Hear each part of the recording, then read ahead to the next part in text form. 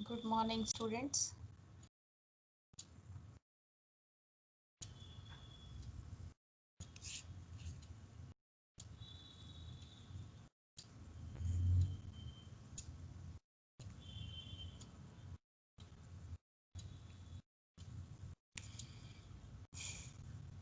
Did any one of you gone through these MCQs? If yes, then we will quickly go over them. Otherwise, we'll move on.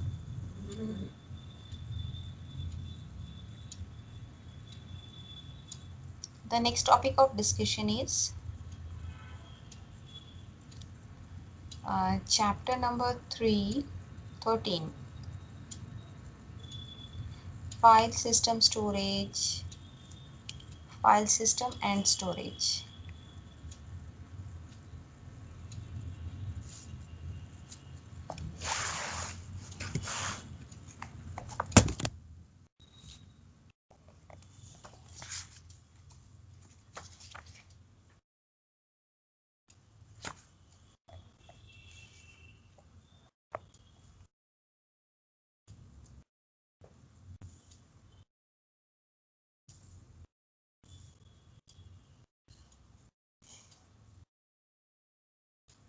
All right, students.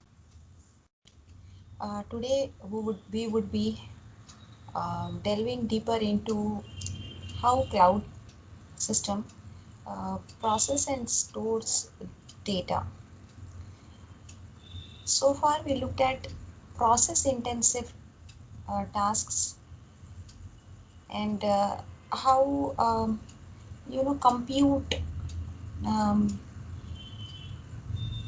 compute intensive applications are run on cloud computing. Apart from process intensive,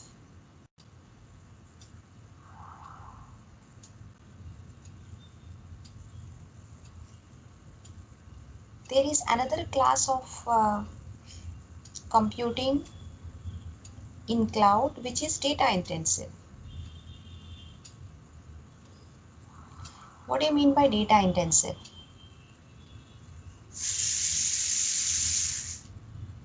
Let me give you scenarios. Scenario number one, you have created a Python program to perform arithmetic operations, and you want the cloud server to execute this program. Alright, so what do as a cloud consumer? You submit this program to the cloud. So you are here, and then there is a cloud server here. You submit program this program in to this cloud server. What does cloud server do? Cloud server executes it and returns the results. So cloud server returns the results. This type of scenario is known as computing, leveraging the computing services of cloud. These are computing services where they execute applications and gives the result back to the user. There is second scenario in which you have created a data set of um, your class, okay, containing the information about students, roll numbers, names, mobile numbers, email IDs, so that you get to know who are your classmates and can contact them whenever needed. In this kind of a situation, here as a user, you don't want the server to execute this in any manner. You want to store this so that you can retrieve it later. And this type of scenario, this is your server. The server then turns out to be data server. Here you have a compute server that executes application and returns the result. Here you have data server that stores the data, process the data, and can uh, return the data upon a user's request. This example you can relate it to Oracle. Oracle is DBMS, RDBMS, which you already studied. In that you store tables or relations, and then what do you do through SQL query? You retrieve the data that is stored here. Here you can take an example of Java, which you already studied.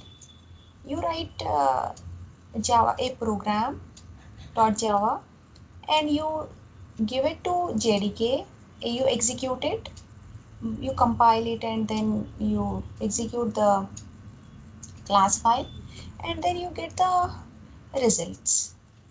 Whatever program is intended to do, you get that results. Do you understand the difference between these two? This kind of scenario where you have very high-end applications that require more compute power is known as process intensive computing.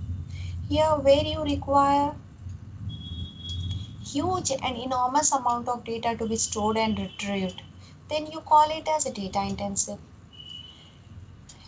Students, what happens? This example is a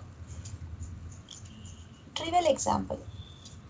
This might come into some KB or MB maximum 1 or 2.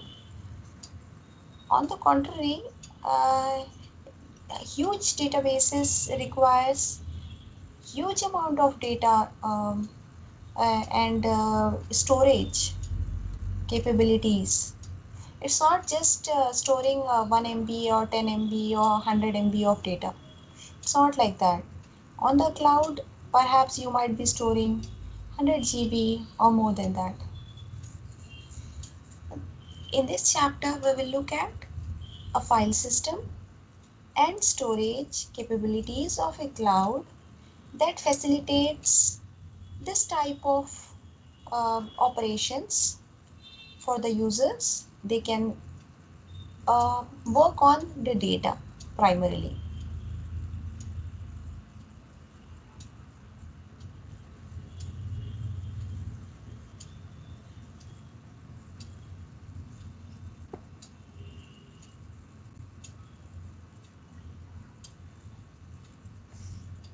All right. Another analogy which is relevant here is when we talk about data, enormous data, you have to have mechanisms, techniques, and file systems which are suitable to handle that massive data. If you are, as an analogy, if you are in KG student, you may carry only 2 books and your bag may be a small, a fancy bag. As you grow and get into more higher and higher classes, this number will increase and this size will increase. Now suppose if you are in 10th standard, you may have to carry perhaps 15 to 20 books. and you have to carry a bigger bag, and also you have to carry another perhaps two bags, in this project and lab work, in this some other related books. So when your data size increases, when you have a large data size, large data set, the handling of such data requires um, state of the art techniques and algorithms and you know mechanisms, devices, and several other things. Methodology and methods will differ.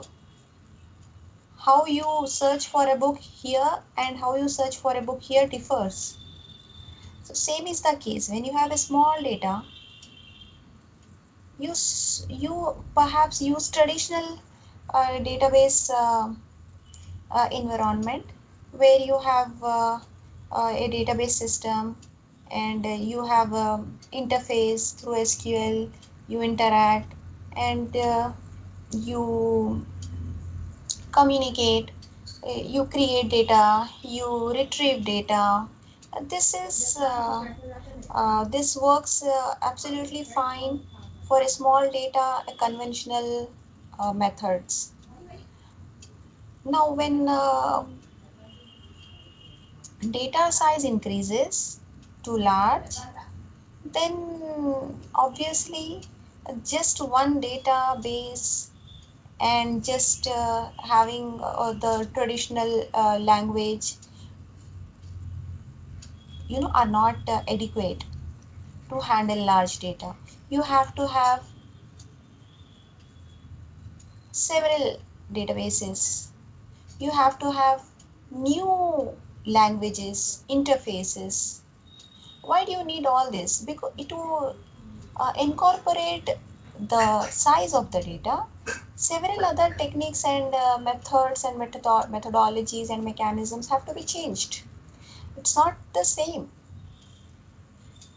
So that's the gist of having a dedicated chapter on learning how to handle large data set. And then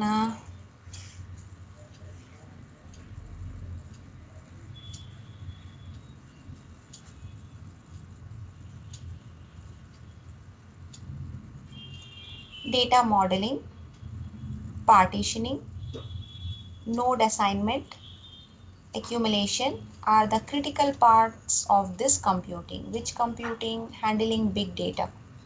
The massive data is known as big data. The traditional data which are small in size is known as normal just data, database and all. Well, when the transition happens from smaller to larger, we call such data as big data. And big data is not stored only on a single system. This handling of big data, that kind of computing, data intensive, um, have data modeling. You have modeled traditional data using diagrams and all, and partitioning, because you can't store the data on a single disk, you have to partition it and store on multiple disks.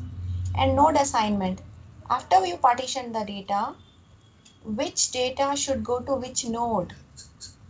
And finally, while you are retrieving the data, how to accumulate the data from multiple nodes.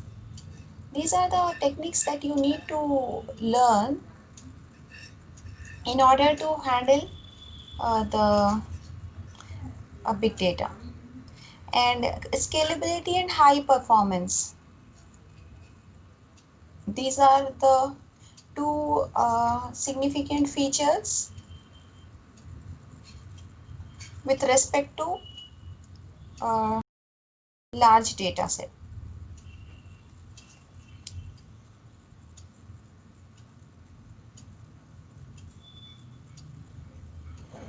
And this chapter covers two major components of data intensive processing for high performance computing.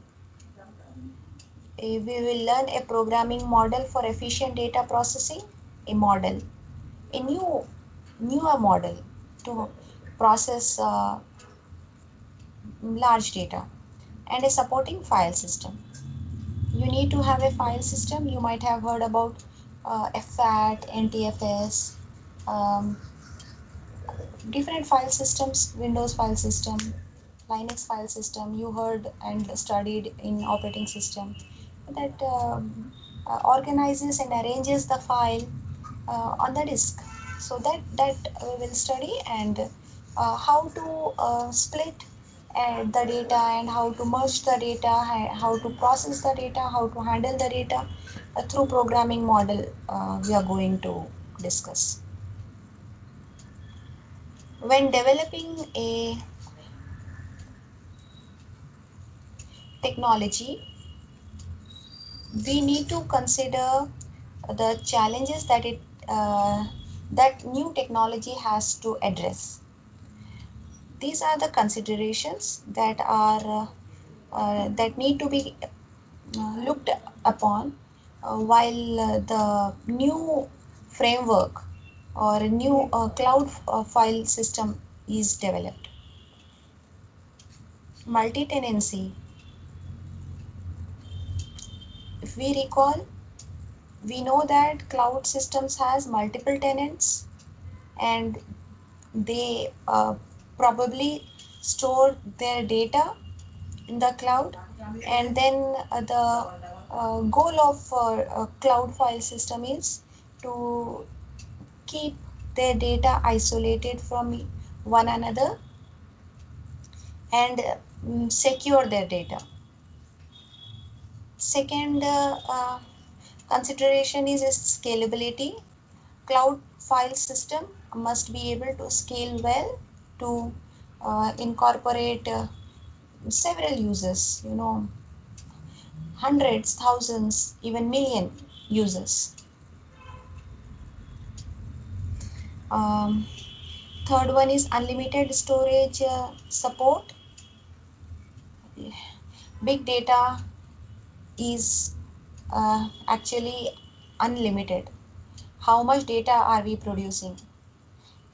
If you look at the data that is generated in 1 minute, you will be so astonished, and it is incredible amount of data is being generated every minute, and you just imagine where is that data getting stored on all the data centers,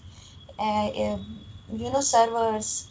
um, it is very massive, so that file system should be able to handle unlimited data storage.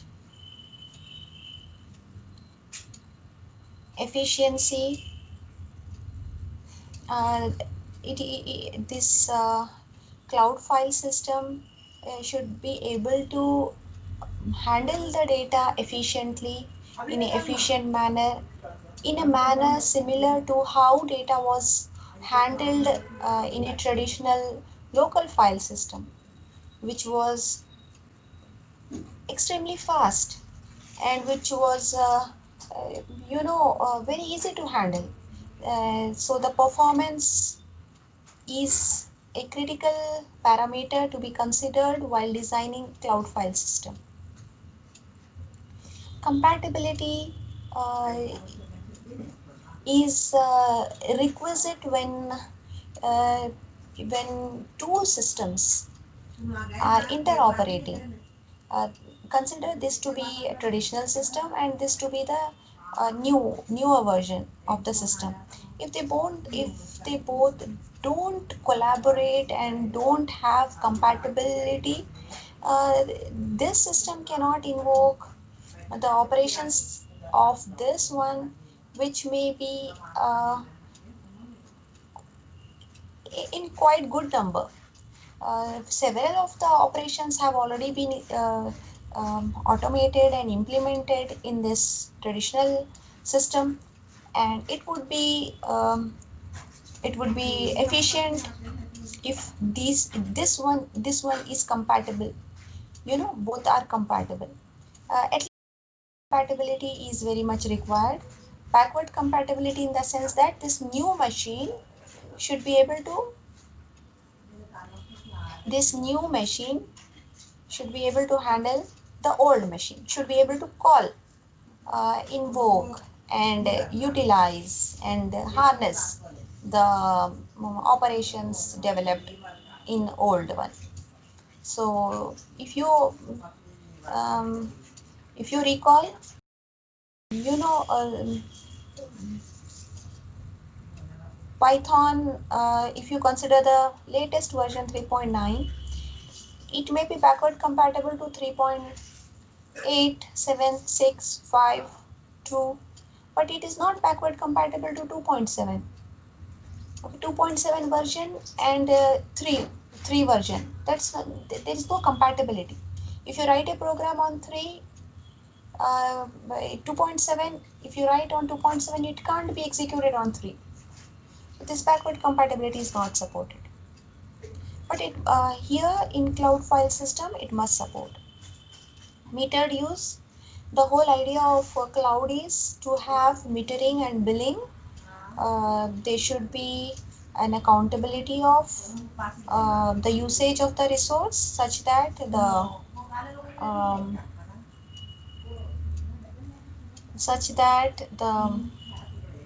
the billing and payment can happen in a transparent manner. Students, I hope it is clear. For any doubts, you can ask.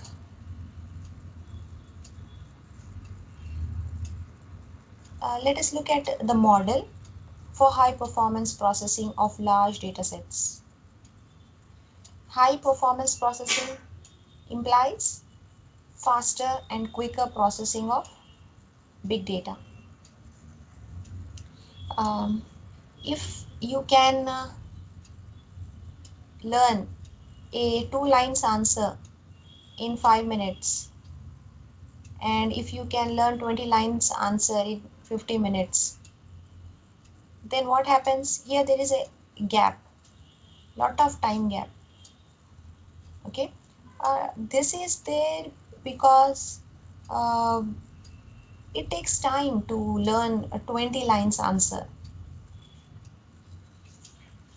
However, the machines must not take so much time if the number of lines increases. For a machine, this is not allowed.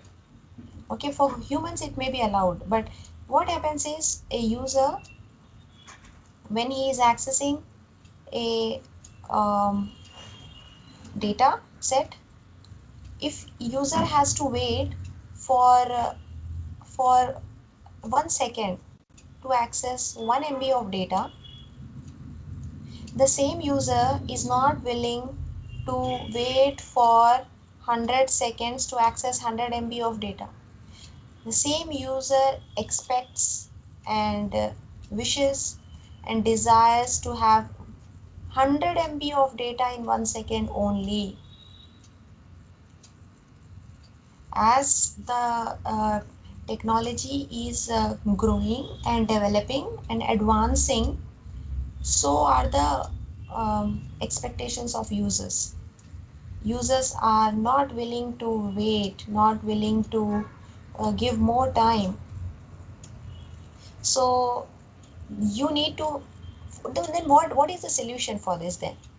You have to have a solution so that 100 MB data is processed at the same time which our older computer system used to take for 1 MB.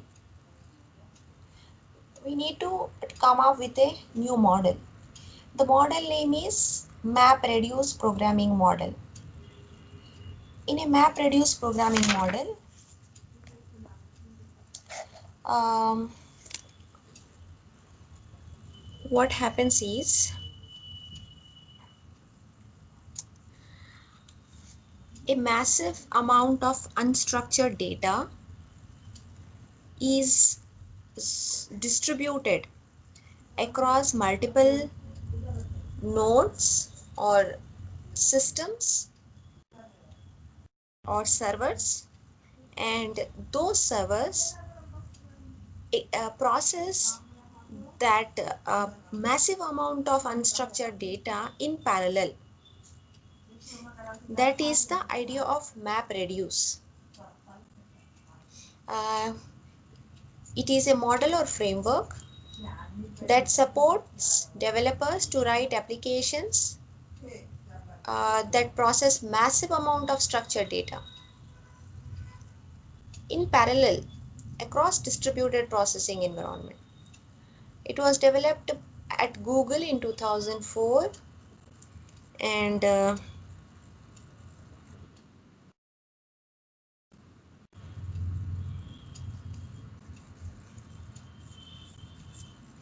parallel programming model, uh, which is MapReduce model, should handle the tasks like scheduling, inter-cluster communication, task monitoring, this by the developer. The developer has to design these functions, and there are some library routines of MapReduce programming model uh, which is used by the developer, and developer can create parallel programming effortlessly by leveraging the library of MapReduce programming model. And MapReduce model um, was inspired by the name of MapReduce model, was inspired by primitives of Lisp programming language. Lisp is a programming language which stands for list processing, and it is the second oldest high level programming language. In that there were two commands, like they were called as primitives, known as map and reduce. And the idea of MapReduce is that it supports parallel programming of data intensive applications. Here, data intensive applications where the data set is split into blocks and assigned to different instances. And these instances run in parallel to process the data set. This is the first step or first phase. MapReduce works in two phases. In the first phase, the parallel processing of data intensive application. Data intensive applications are those applications that require to process massive data. That data set is split into blocks and assigned to uh, multiple instances, so that that data set can be uh, executed in parallel. That is the first phase. In the second phase, the results that are obtained by the individual instances are merged. Look at this. Let us take an example.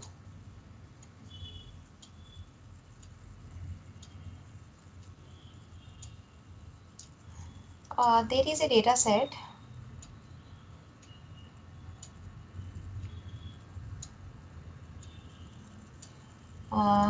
of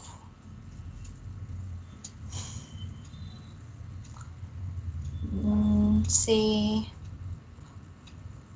500 GB, and this data set contains medical images, CT scans, okay, of different people. and then a researcher is carrying out research in order to find out um, uh, in these CT scans, say brain CT scan, how many CT scans had disease, and if it is a disease, what is that disease, and the complete analysis of brain CT scan.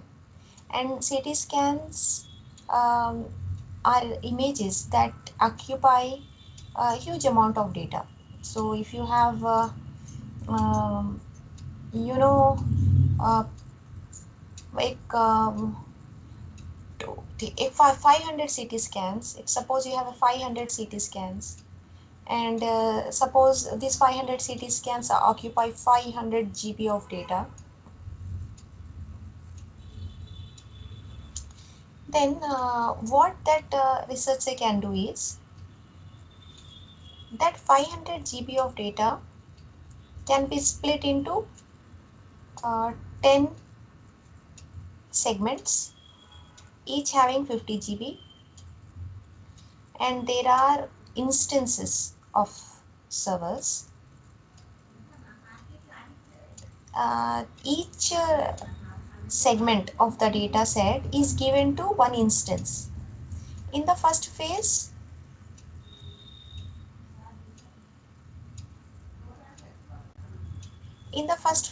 the data set is split.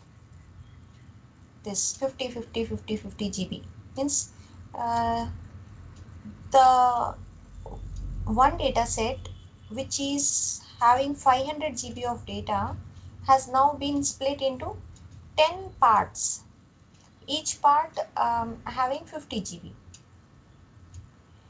This is first phase. In the second phase, this 50 GB of data has to be assigned to a node or a instance. So this 50 GB may be sent here, another 50 GB may be sent here, one more 50 GB might be sent here. Like this, data is um, assigned to different instances. Next, what happens? These instances process the data. After processing the data, these instances generate results. What results? For instance, here, if you have 50 scans, this here out of 50 scans, say 5 scans had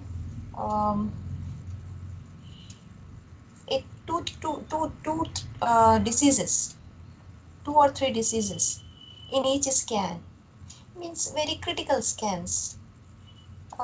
Remaining 45 scans does not have any disease, they are normal. And then here this instance will give some result, this instance will give some result. These results are combined in the second phase.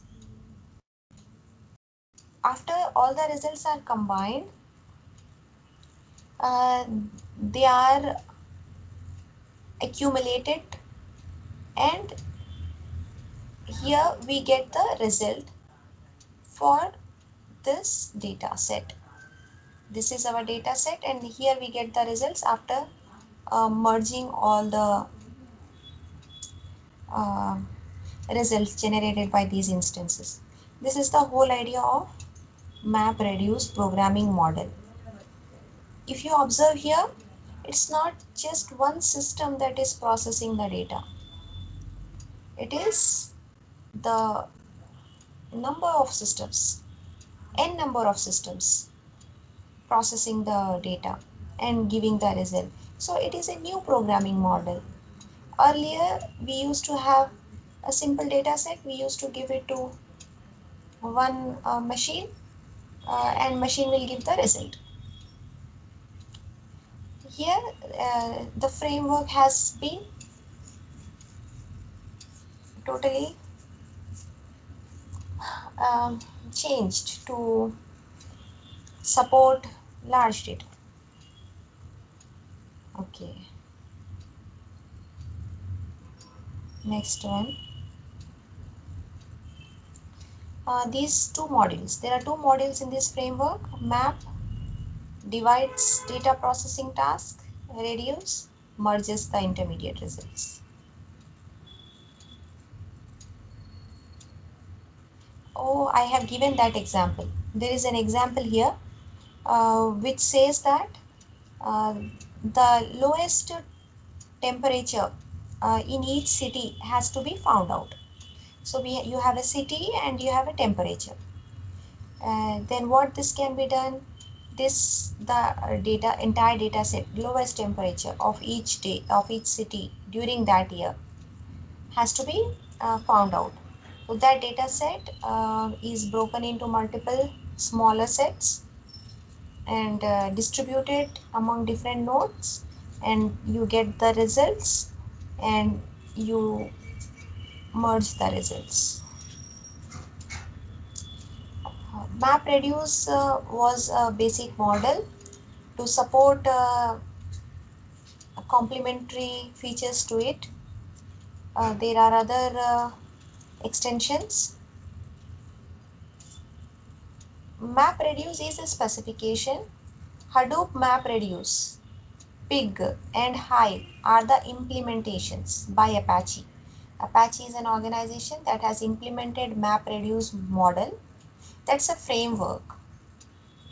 You have to convert that framework into a programming model.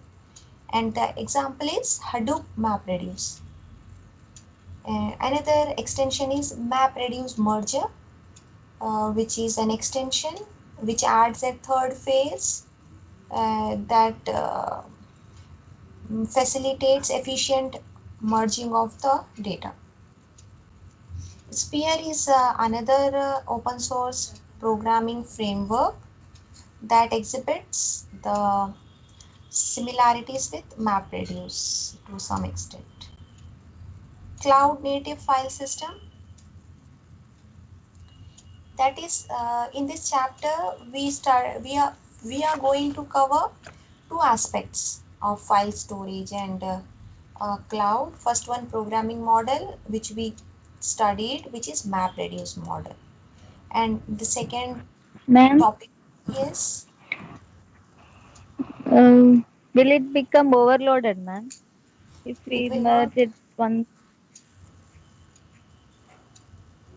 uh, Yesterday we thought about load balancing, no, ma'am. yes. After all this, again we are sending to one means, does it become overloaded? Mm-hmm. Okay, I will explain you.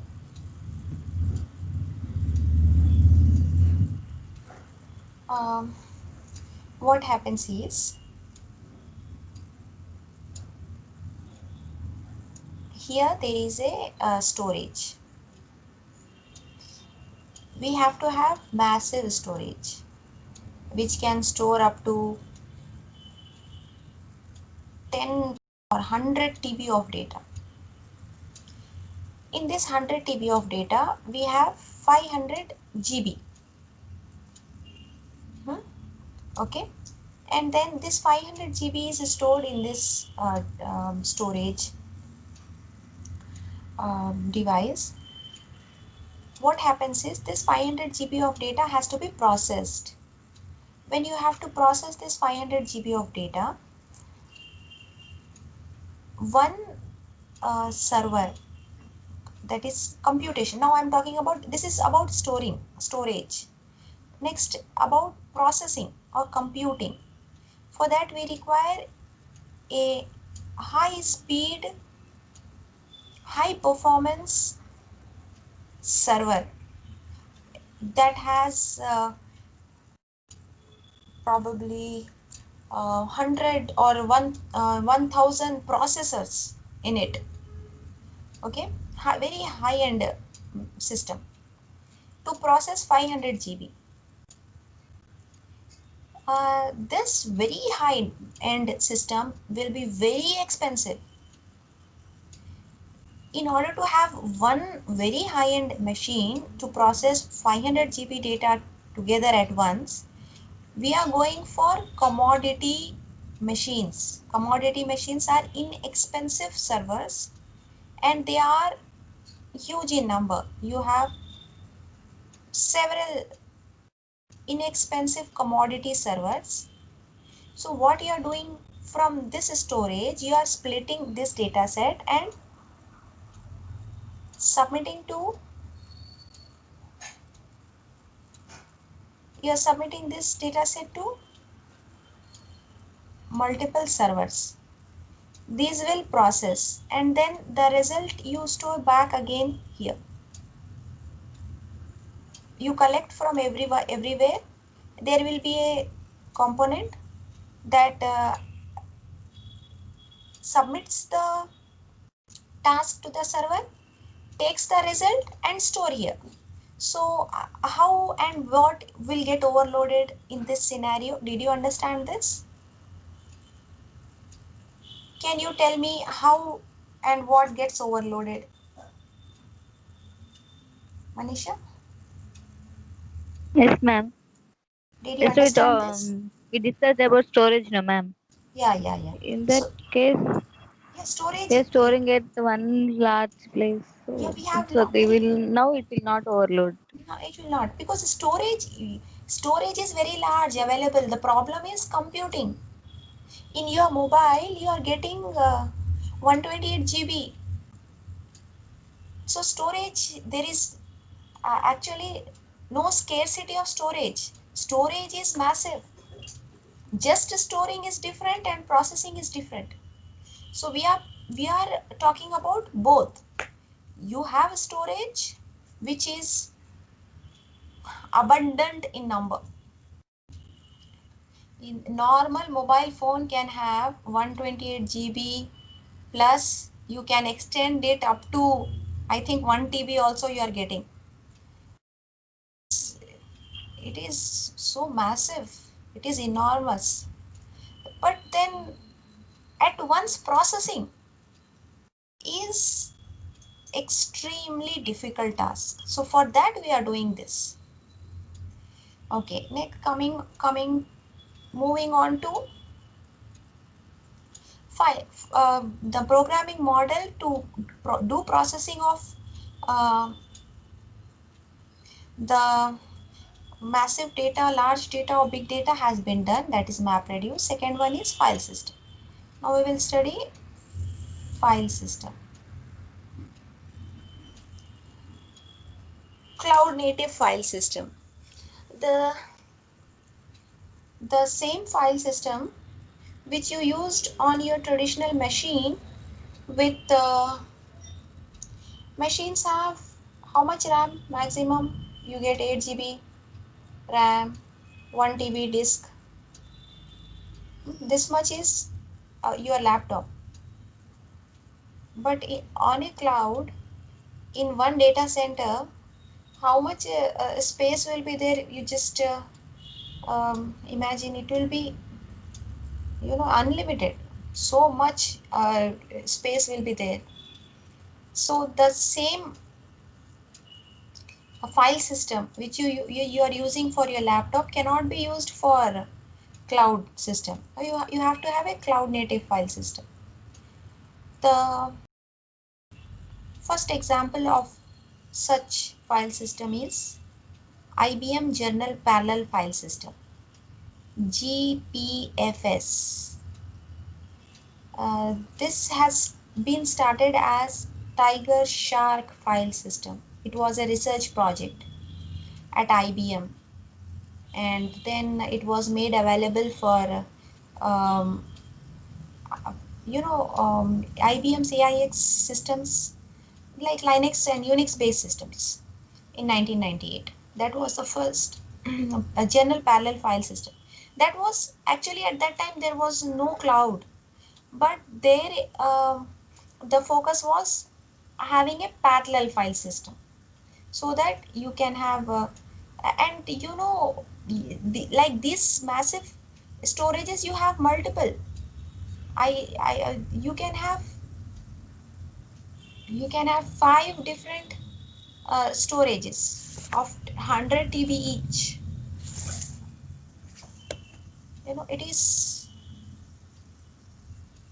It is absolutely possible to have like this on a data center. And then next one is Google file system. It was developed during late 90s. At that time also there was no cloud concept. However, there was the concept of distributed file system and parallel processing. For that purpose, Google file system was developed, and this Google file system connects very large distributed cluster of inexpensive commodity components using high-speed network connection. What does it mean? You have here collection of uh, systems, which in cluster 1 you have another cluster, cluster 2. Like this you can create n number of clusters with commodity component. Commodity component is an inexpensive machine. You take for example your laptop. It is, available everywhere. It is a commodity product. It is not a specialized server or a specialized machine. So what Google did was collected these commodity machines or components into clusters and connected these clusters with high-end connection, network connection, high-speed network connections, and then this Google file system files are collection of fixed size segments called chunks. If you have a file here, it is divided into fixed size chunks, fixed size portions called chunks. These are known as chunks, and GFS uses Mapreduce programming to split each file into chunks of 64 MB. Each chunk is 64 MB, and each chunk is further divided into 64 KB blocks. Here this like this chunk is divided into blocks. Okay, these blocks are 64 KB, and this Google file system cluster consists of two types of nodes. One special node which is called a master server, and a large number of other nodes which are known as chunk servers. Here you can have one master server which is a specialized machine, and these are all chunk servers. These are normal commodity machines, and chunk server stores all the file chunks. These are files. You have files, and these files get stored in these chunk servers, and this server will maintain information about all these chunk servers. Means how many chunk servers are there. It can maintain like C1 is one chunk. There are two chunk servers. In each chunk server, how many files are stored, what are their sizes. The metadata, this is known as the metadata, is stored in master server. Chunk server stores the files which are divided into uh, 64 MB chunks. Okay.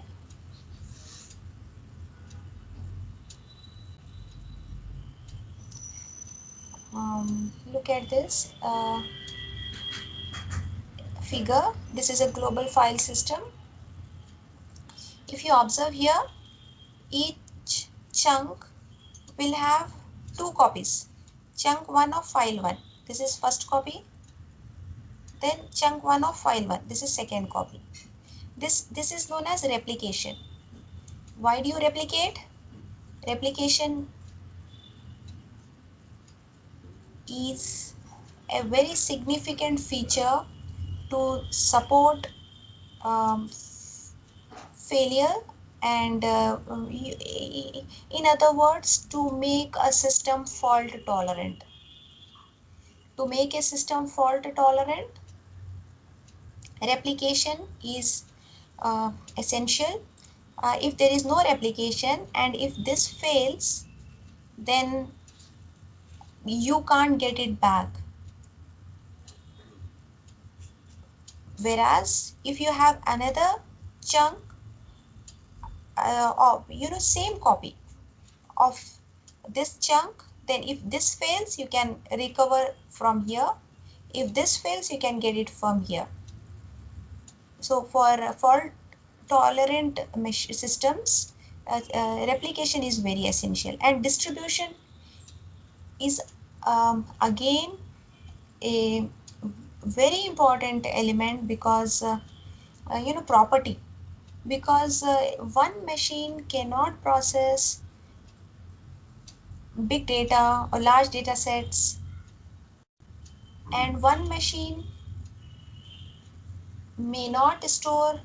Now if you consider our Aadhaar, do you think the data of Aadhaar is stored on one server? How much data is there? All our names, our father names, date of birth, and our addresses, our fingerprints of, you know, almost I think 80 90% people might have received their Aadhaar card. So Aadhaar details cannot be stored on one machine, cannot be processed on one machine. So distribution is very important. Okay, so this is distributed. This is chunk server, chunk server, chunk server, 4 chunk servers, one master server. You can have a secondary master server in case primary master server fails. And this chunk server stores the files, chunks, and this master server keeps track of these chunks.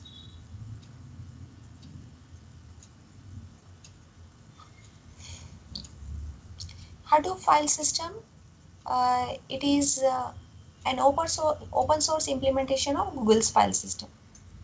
And the architecture of Google file system was developed by Google, but then there was Yahoo felt that there is a need to have a open source model which is similar to Google file system.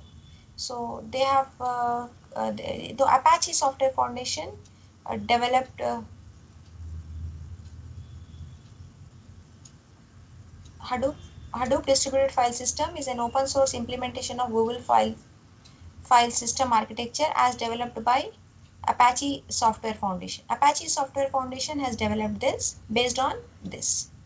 But the development was initiated by Yahoo in 2006, and it was inspired by Google file system and Mapreduce. And HDFS is a Java based distributed file system. It provides scalability and reliability, and it also runs on large clusters of commodity servers, and file system emerged as a project. Okay, HDFS is extremely fault tolerant and provides high output access, and the file system is available for consumers on Amazon EC2 cloud platform. HDFS is designed to store very large. HDFS has two types of nodes. One is master node called as name node. Here the name of master node is name node, and slave nodes are known as data nodes. In Google file system there was a master node, and they were master server and chunk servers. Here you have name node and data node, and files are broken into sequence of blocks. There you called chunks in GFS, here you're calling blocks, and blocks are of size 64 MB or 128 MB, and these blocks are stored in data nodes, obviously, like GFS, where file chunks were stored on chunk servers. Hmm, how does it achieve a high degree of fault tolerance? Is by replication. It uses 3 replicas. Uh, whenever data is stored, data is not stored in single instance, rather in 3 instances. If I am storing my name on one name node, data node, it is not stored once, it is stored thrice. However, these parameters are configurable. You can change. If you don't want 3 replicas, you can make it 2 or you can make it 4. And this is the figure corresponding to HDFS. You have master server, you have slave servers.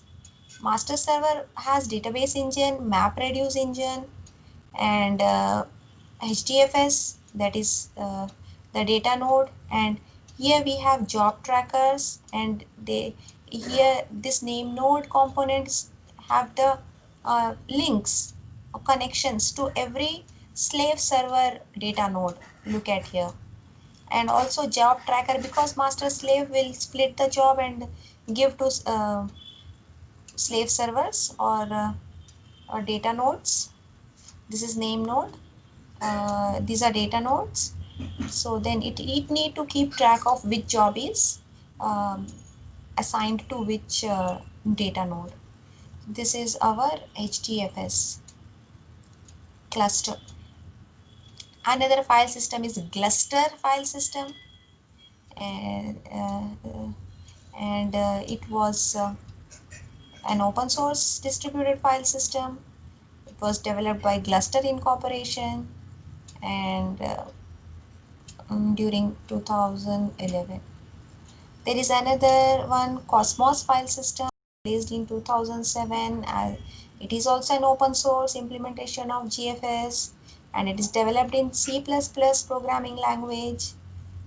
And currently this one is known as Cloud Store, not Cosmos. Okay. Storage deployment models, there are 3. You have public, private, and hybrid. If you store something on public cloud, it can be accessed by anyone. And private cloud storage mainly um, is created for enterprises, wherein only the enterprise will access data from private cloud. Hybrid storage model is a combination of both public and private. Confidential and sensitive data is stored in private cloud, and um, archiving data or for backup, enterprises might use public. Excuse me, students.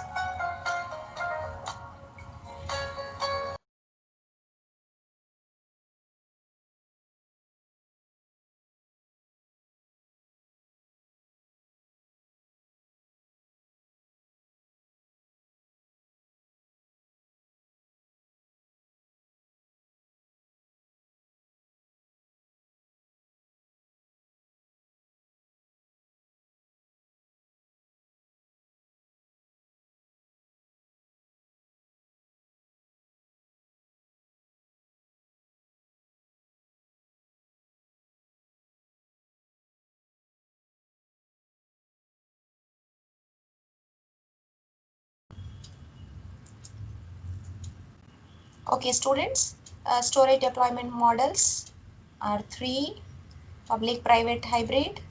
Storage types. These are 2. There are 2 types of storages. One is for normal users, like for personal file hosting. Another is for programmers. Mm, Programmers will okay, look at this figure. Types of cloud storage delivery for end users. It's like I am storing something and I'm just retrieving it. I'm not doing anything extra.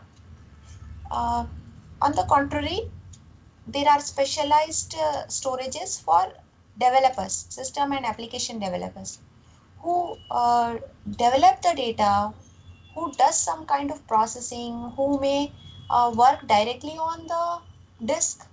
They may format the disk, they might create their own file system on the disk. There are several things that can be done by um, Developers. So they will have full control over the system. Who? Developers. And general purpose storage is for end users. They don't do anything on the data, they just store and retrieve. Managed and unmanaged cloud storage. If the cloud storage is managed by user, then what user can do? User can manage the allocated space. User manage the allocated disk space. User can do anything on that. Like format command will be there. Different low level commands will be there that directly operate on the space. So that is managed. If user is not doing anything other than saving and retrieving, that is unmanaged. It means ready-made disk space you get, you use it, you create a file, and then you retrieve a file. Popular cloud storages for developers. Amazon Elastic Block Store. Amazon Elastic Block Store. It is uh, by Amazon, which uses Elastic Compute Cloud instances for processing and Elastic Block Store for storage. And it was introduced by Amazon in 2008. There is another popular and widely used storage, Amazon Simple Storage Cloud. This is known as, in short, S3. This is Amazon's cost-effective web service solution uh, for developers, introduced in the year 2006. And S3 is a storage, and EC2, Elastic Compute Cloud, is the compute server, and both work in together to execute. Google's cloud storage and Google Compute Engine. Google Compute Engine uh, is the Google's storage of cloud storage of Google. The persistent storage attached with Google Cloud Server. Google's Compute Engine is Google Cloud storage. Okay, you have a compute engine and you have a Google's Cloud Server. You try to understand here the point that data storage plus compute server together work. Here you are storing, here you are processing. Another one is Rackspace Cloud Block Storage. It is a block storage solution by Rackspace. General purpose cloud storages which we uses. Do you use Dropbox, students? Do you use Google Drive? Dropbox is providing free 2 GB of cloud space. It is for general purpose. Here there is no programming associated, no developing. You just store it and retrieve it. So Dropbox, Google Drive. Google Drive provides 15 GB free. And you have OneDrive by Microsoft. It is not mentioned how much free space it provides. Even I too have no idea. OneDrive, but I uses all of them. Box, I have never used it. It is also kind of general purpose cloud storage. Copy is also general purpose cloud storage, which provides 15 GB. I think we should download these two also. And Amazon Cloud Drive, 5 GB and general purpose cloud storage. All right, students, with this we have completed this chapter.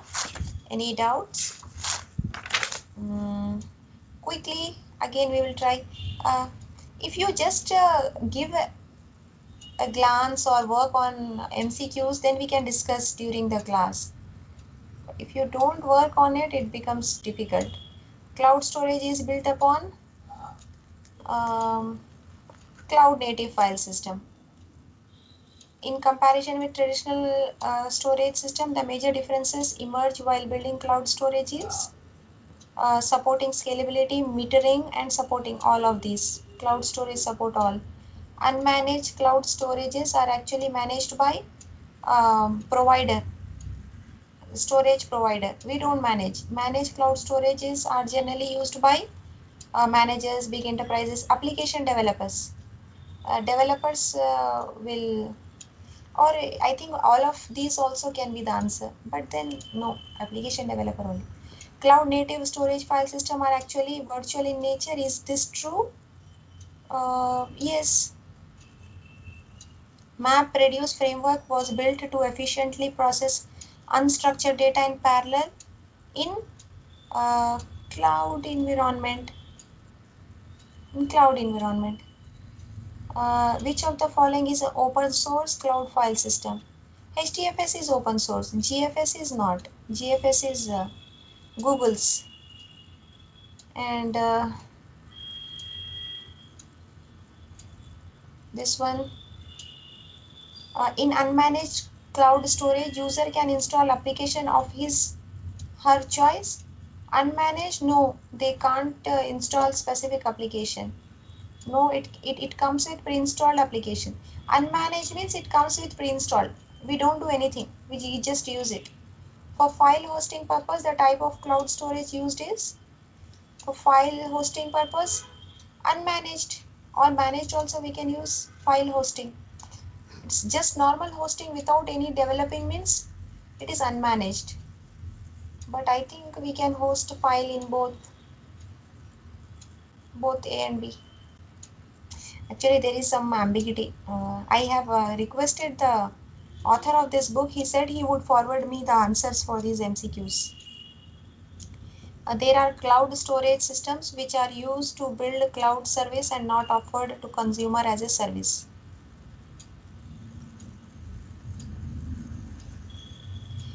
Cloud storage systems are built to offer as a service to consumer.